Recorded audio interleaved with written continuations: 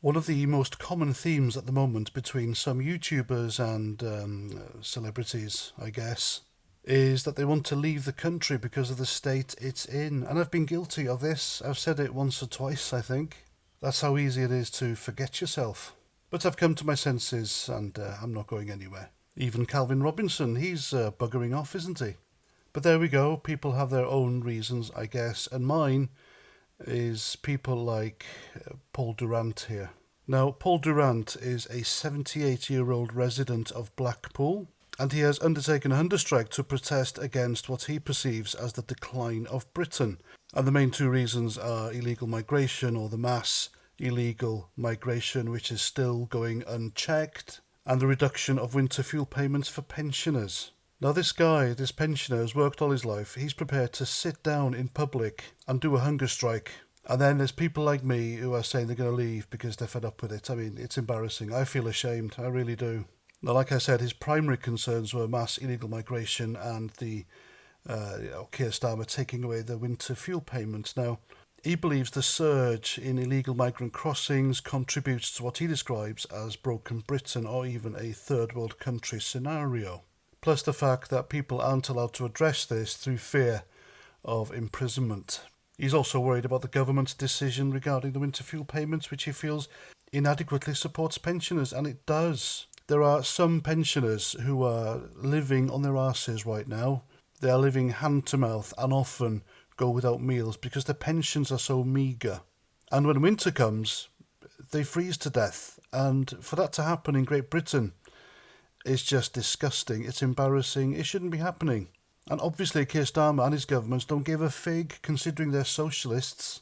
And where's that money going? He's taken that money, which will save pensioners from dying this winter, and he's given it to Zelensky, and he's given it to help house illegal migrants. Not to mention climate alarmism.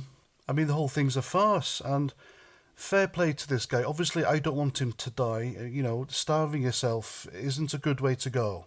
Now, obviously, he's drinking, otherwise he wouldn't be here. He's been doing this for 3 weeks now.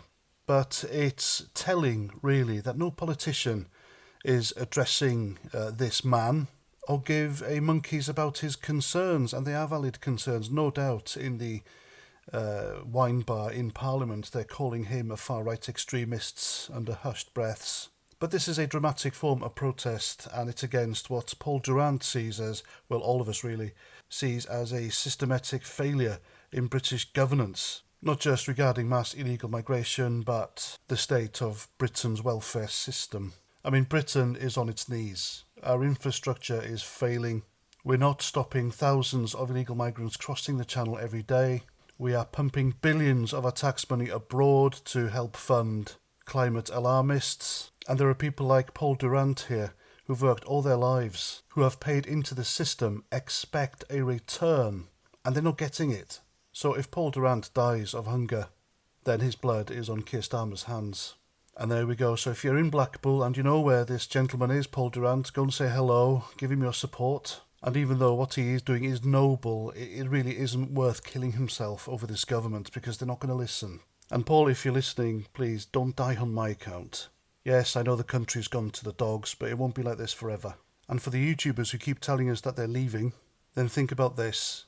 There are heroes and soldiers buried under our soil who gave their lives for it, who fought for it.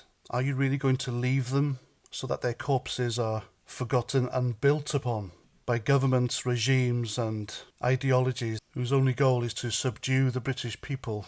I don't think so. That's not me. And there we go. That's my video. I hope you like. Please let me know what you think in the comments. I'm past 49, and until the next time, Roger Trout.